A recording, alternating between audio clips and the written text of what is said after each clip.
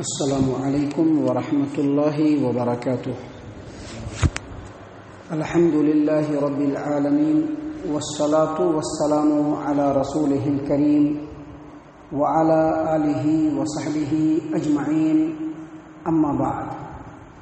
عن عمار بن یاسر رضی اللہ عنہ ان النبی صلی اللہ علیہ وسلم امرہ بالتیمم للوجہ والکفین. رواہ الترمذی فی جامعہ فی ابواب الطہارہ. محترم سامعین کرام، تیمم کا معنی، اس کا مفہوم، اس کا ڈیفینیشن، شریعت میں وہ کون سی دلیلیں ہیں جس سے تیمم کرنا مشروع ہے، اور تیمم کا آغاز کب سے ہوا، یہ تمام باتیں اس سے پہلے کے درس میں ہم نے آپ کے سامنے پیش کر دیا ہے. سامعین کرام، آج کے درس میں ہم آپ کے سامنے تیمم کا طریقہ بیان کریں گے کہ تیمم کیسے کرنا چاہیے. تو تیمم کے تعلق سے ایک بات یاد رکھیں کہ تیمم جو کرنا ہے اس کے لیے سب سے پہلے اپنے دونوں ہاتھ کو مٹی پہ مارنا ہے. مٹی پہ ایسے ڈالنا ہے. ڈالنے کے بعد اس میں پھونک مارنا ہے. ایسے پھونک مارنا ہے، اور پھونک مارنے کے بعد پہلے اپنے چہرے کے اوپر ملنا ہے دونوں ہاتھ کو، اور پھر ایک ہاتھ کو دوسرے ہاتھ پر مل لینا ہے. پہلے چہرے پر ایسے ملا، پھر ایسے ایسے، بس ہو گیا. یہ تیمم کا طریقہ ہے جو حدیث سے ثابت ہے. دیکھیے، اللہ کے رسول صلی اللہ علیہ وسلم کی حدیث ہے، جامع ترمذی ابواب الطہارہ باب ما جاء فی التیمم، حدیث نمبر 144، یعنی 144 نمبر کی حدیث جامع ترمذی کی. عمار بن یاسر رضی اللہ عنہ روایت کرتے ہیں کہ نبی صلی اللہ علیہ وسلم نے ان کو تیمم میں نبی صلی اللہ علیہ وسلم نے ان کو تیمم کرنے کا جو حکم دیا، اس میں یہ کہا کہ اپنے چہروں اور اپنے چہرہ اور دونوں ہاتھوں کو مٹی سے مل لو. یعنی مٹی پر مار کر کے اپنے چہرے کو اپنے دونوں ہاتھوں سے چہرے کو ملو، اور پھر اپنے دونوں ہاتھوں کو مسح کر لو. یہ تیمم کرنے کا طریقہ ہے. سامعین کرام، دیکھیے، ایک اور حدیث ہے جس کو امام بخاری رحمہ اللہ نے صحیح البخاری کتاب التیمم حدیث نمبر 338 پہ روایت کیا کہ عبد الرحمن نام کے ایک راوی ہے، وہ کہتے ہیں کہ ایک شخص عمر بن خطاب رضی اللہ عنہ کی خدمت میں حاضر ہوئے، اور وہ کہنے لگے کہ میں جنبی ہو گیا تھا، میں ناپاک ہو گیا تھا، مجھ کو جنابت لاحق ہو گئی تھی، لیکن پانی نہیں مل سکا.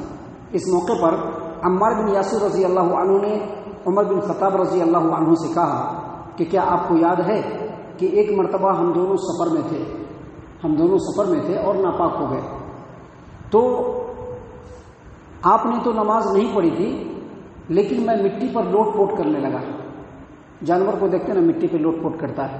بلی کو دیکھیں گے، مٹی پر جا کر کے ایسے ایسے گھلٹا مارتا ہے وہ. اسی طرح سے دوسرے جانور بھی، کتے وغیرہ بھی، اور بھی دوسرے جانور جو ہوتے ہیں وہ مٹی پہ لوٹ پوٹ کرتے ہیں. عمار بن یاسر رضی اللہ عنہ نے کہا کہ آپ نے تو نماز نہیں پڑھی تھی، لیکن میں مٹی پر لوٹ پوٹ کرنے لگا، اور جب لوٹ پوٹ کر کے اس کے بعد نماز پڑھ لی. پھر میں نے نبی صلی اللہ علیہ وسلم سے اس واقعے کا ذکر کیا، تو آپ صلی اللہ علیہ وسلم نے فرمایا کہ تیرے لیے اتنا ہی کافی تھا، ایسے کرنا کافی تھا. اور کیسے کرنا کافی تھا؟ نبی صلی اللہ علیہ وسلم نے فرمایا، آپ صلی اللہ علیہ وسلم نے اپنے دونوں ہاتھوں کو مٹی پر ایسے زمین پر مارا. نبی صلی اللہ علیہ وسلم نے اپنے دونوں ہاتھوں کو زمین پر مارا، اس کے بعد اس کے اندر پھونک ماری. پھونک مارنے کے بعد اپنے چہرے کو مل لیا، اور پھر اپنے دونوں ہاتھوں کو مل لیا، اور کہا کہ یہی مسح کرنے کا طریقہ، یہی تیمم کرنے کا طریقہ ہے. تو یاد رکھیے، یہ چہرہ اور یہ ہاتھ کے لیے اتنا لفظ آتا ہے. اس کے آگے جو لفظ آتا ہے وہ کلائی کا آتا ہے، اور یہ پورا جو ہوتا ہے اس کے لیے بازو، جس کے لیے عربی میں ذرا آتا ہے. لیکن حدیث کے اندر جو الفاظ ہیں، دیکھیے، نبی صلی اللہ علیہ وسلم کے الفاظ ہیں کہ وَضَرَبَ النَّبِيُّ صلی اللہ علیہ وسلم بِكَفَّيْهِ الْأَرْضِ. آپ صلی اللہ علیہ وسلم نے اپنے دونوں ہتھیلی کو کہاں مارا؟ زمین پہ مارا. پھر اس کے اندر پھونک ماری، وَنَفَخَ فِيهِمَا، اس کے اندر پھونک ماری. ثُمَّ مَسَحَ بِهِمَا وَجْهَهُ، پھر دونوں ہاتھوں کے ذریعے سے اپنے چہرے کو مسح کیا. اور پھر وَكَفَّيْهِ، اپنے دونوں ہتھیلی کو، اور ہتھیلی کس کو کہتے ہیں؟ اتنا. لہذا مسح کرنے کا جو طریقہ ہے، جو شریعت سے ثابت ہے، جو حدیث سے ثابت ہے، وہ یہی ہے کہ سب سے پہلے جو ہے تیمم کرنے کے لیے اب مٹی پر یا زمین پر ہاتھ مارا جائے. زمین پر ہاتھ مارنے کے بعد اس میں پھونک مارا جائے، کیونکہ مٹی وغیرہ رہتا ہے، دھول اڑ جائے گا. اس کے بعد جو ہے اس کو اپنے چہرے پر ملنا ہے، اور پھر اپنے دونوں ہاتھوں پر مل لینا ہے. مسح ہو گیا. شروع میں بسم اللہ پڑھیں گے، وضو کی یا تیمم کی نیت کریں گے اور اس کے بعد تیمم جب ختم ہو جائے گا اس کے بعد وضو کی دعا پڑھ لیں گے۔ سامعین کرام، ایک اور روایت ہے، اور یہ روایت سنن ابی داؤد کتاب الطہارہ باب التیمم حدیث نمبر 327 نمبر کی یہ حدیث ہے۔ عمار بن یاسر رضی اللہ عنہ کہتے ہیں کہ میں نے نبی صلی اللہ علیہ وسلم سے تیمم کے بارے میں پوچھا تو آپ صلی اللہ علیہ وسلم نے مجھے حکم دیا کہ مٹی پر ایک مرتبہ ہاتھ مارو، زمین پر ایک مرتبہ ہاتھ مارو، اور اس کے بعد اس سے چہرے کو بھی جو ہے مسح کرو اور اپنے دونوں ہاتھوں کا بھی مسح کر لو۔ تو ان تمام روایتوں کو آپ سامنے رکھیں گے تو تیمم کا طریقہ بالکل واضح ہے۔ لیکن ایک بات اور یاد رکھیے کہ ایک حدیث اس طرح کی بھی آتی ہے، جس حدیث کو امام البانی رحمہ اللہ نے ارواء الغلیل والم نمبر 1 پیج نمبر 185 پہ روایت کیا ہے، اور اس میں ذکر کیا ہے کہ عبداللہ ابن عمر رضی اللہ عنہما سے مروی ہے کہ رسول اللہ صلی اللہ علیہ وسلم نے فرمایا التیمم ضربتان، یعنی تیمم میں 2 مرتبہ زمین پہ مارنا ہے، 2 مرتبہ زمین پہ مارنا ہے، اور پھر ایک مرتبہ مارنے کے بعد مٹی سے اپنے ہاتھ کو ملنا ہے، اور دوسری مرتبہ مارنے کے بعد ایک مرتبہ مارنے کے بعد اپنے چہرے کو ملنا ہے، اور دوسری مرتبہ مارنے کے بعد اپنے ہاتھ کو کوہنیوں تک اور پھر دوسرے ہاتھ کو کوہنی تک، یعنی پہلی مرتبہ ماریں گے تو چہرے پر ملیں گے، اور دوسری مرتبہ ماریں گے تو ایسے ہاتھ کر کے پورے کوہنی تک لائیں گے، اور پھر اس ہاتھ کر کے کوہنی تک لائیں گے۔ لیکن ہم آپ کو بتلا دیں کہ یہ روایت سند کے اعتبار سے انتہائی کمزور ہے، انتہائی کمزور روایت ہے۔ ایک بہت بڑے محدث ہیں حافظ ابن حجر اسقلانی رحمہ اللہ، جن کی صحیح البخاری کی شرح فتح الباری، ان کی ایک کتاب ہے التلخیص الحبیر، اس کے والم نمبر 1 پیج نمبر 151 پہ انہوں نے لکھا ہے کہ اس کی سند میں علی بن زبیان ایک نام کا ایک راوی ہے جو بالکل ضعیف ہے، اور بہت بڑے محدث ایک امام ابن معین ہے، اور اس کے بعد دوسرے بڑے محدث امام یحییٰ ابن قطان ہے، ان دونوں نے اس راوی کو ضعیف قرار دیا ہے۔ لہذا صحیح روایت کے مقابلے میں اس طرح کی جو کمزور روایت آئے گی اس روایت پر عمل نہیں کیا جائے گا، بلکہ جو صحیح اور مضبوط روایت ہے وہ یہی ہے کہ ایک مرتبہ جو ہے زمین پر ہاتھ مارا جائے، اس میں پھونک ماری جائے، اور پھر اپنے چہرے کا مسح کیا جائے، اور پھر اسی ہاتھ سے اپنے دونوں ہاتھوں کا بھی مسح کر لیا جائے۔ سامعین کرام، یہاں پر ایک بات اور یاد رکھیں کہ حدیث قرآن کریم کے اندر جو تیمم کرنے کا جو حکم دیا ہے اللہ تبارک و تعالیٰ، وہ کیا کہا ہے؟ فَتَيَمَّمُوا صَعِيدًا طَيِّبًا، صعیدًا طیبًا، صعید کا جو لفظ آتا ہے وہ زمین کا جو اوپری سطح ہے اس کے لیے آتا ہے صعید کا لفظ، اور حدیث کے اندر مٹی کا بھی لفظ ہے۔ کیوں مٹی کا لفظ ہے؟ کیونکہ عام طور پر جو زمین ہوتا ہے وہ مٹی والا ہی ہوتا ہے، لیکن یاد رکھیے زمین چاہے جیسی بھی ہو، اب بہت ساری زمین ریتیلی ہوتی ہے، بہت ساری زمین پتھریلی ہوتی ہے، اور زیادہ تر زمینیں جو ہوتی ہیں وہ مٹی کی ہوتی ہیں، لہذا زمین چاہے جیسا بھی ہوگا وہ زمین ہوگا، اس زمین پر ہم ہاتھ ماریں گے۔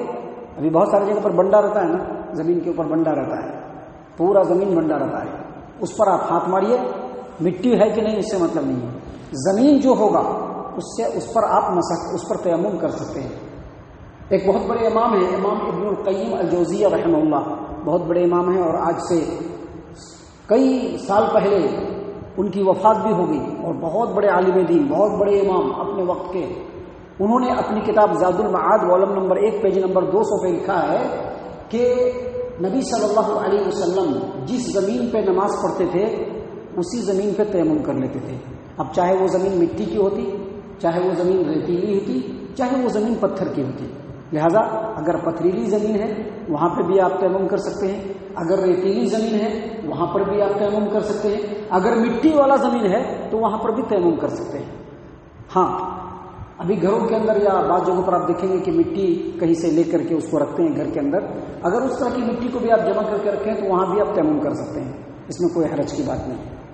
یا مٹی کا اگر دیوار تو نہیں بنتے، لیکن پہلے زمانے میں مٹی کی دیواریں بنتی تھیں، تو مٹی کی دیوار ہے اس پر بھی آپ مسح کر سکتے ہیں، لیکن اصل جو ہے وہ مٹی زمین پہ مسح کرنے کا ہے۔ فَتَيَمَّمُوا صَعِيدًا طَيِّبًا کا مطلب یہ ہے کہ زمین کا اوپری حصہ، فَتَيَمَّمُوا صَعِيدًا طَيِّبًا، پاک زمین کا اوپری حصہ، کسی بھی زمین کے اوپر آپ ہاتھ ماریے، وہاں پر مٹی ہو، پتھر ہو، ریت جو بھی ہو، ہاتھ مار کر کے آپ جھاڑ کر کے اپنے چہرے کو مل لیجئے اور اپنے دونوں ہاتھوں کا مسح کر لیجئے، اور یہی شریعت ہے۔ اور اس کے بعد جو ہے وضو کے بعد کی دعا پڑھ لیجئے۔ محترم سامعین کرام، تیمم کے تعلق سے بھی اور بھی کچھ باتیں ہیں جو انشاءاللہ کل اور کل کے بعد کے درسوں میں ہم آپ کے سامنے پیش کریں گے۔ اللہ تعالیٰ سے دعا ہے کہ اللہ تعالیٰ ہم تمام کو صحیح علم قرآن و حدیث کی روشنی میں ہم تمام کو سیکھنے کی توفیق عنایت فرمائے۔ اللہ تعالیٰ ہم تمام کو اللہ اور اس کے رسول صلی اللہ علیہ وسلم کی اطاعت و فرما برداری کرنے والا بنائے، صحابہ کرام رضی اللہ عنہم کے طریقے پر چلنے والا بنائے، جنت الفردوس میں جگہ عطا فرمائے۔ اے اللہ ہم تمام کو جہنم سے پناہ دے، اے رب العالمین ہم تمام کو جہنم سے پناہ دے، اے مالک الملک ہم تمام کو جہنم سے پناہ دے، آمین یا رب العالمین۔ وما علینا الا البلاغ المبین۔